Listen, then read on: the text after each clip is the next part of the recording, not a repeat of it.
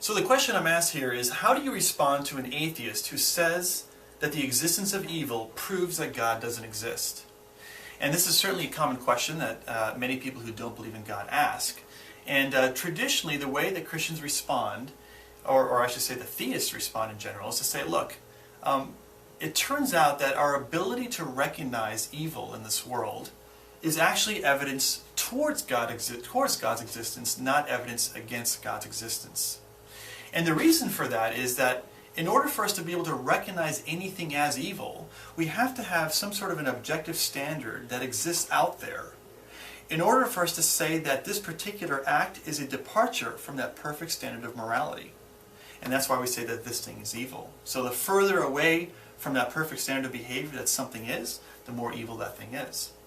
Now, the way that I sort of engage a person when they raise this problem of evil as an argument against God's existence is by invoking kind of a Columbo question, because at Stand to Reason here we like to ask questions to engage people on some of these issues. And so here's the question I ask. I simply ask, is evil real?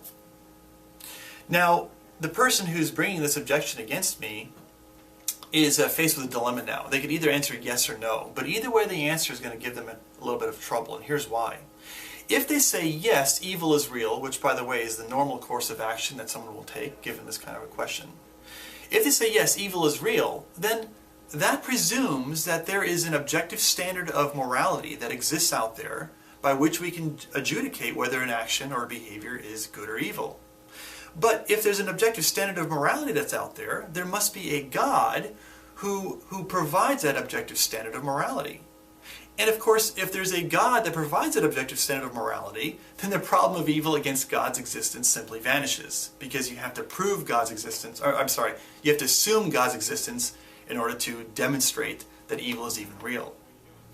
The way that some philosophers express this position, they say, in order for an atheist to argue that God doesn't exist, they have to sit in God's lap in order to slap him in the face. In other words, they have to sit in God's lap, they have to presume God exists in order to slap him in the face and say, I don't believe that you exist, which shows sort of the illogic of his view.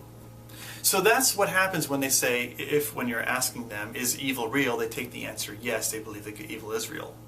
Now, if they say that evil is not real, well then this is a problem for them as well. Because if evil is not real, then there is no evil to complain about.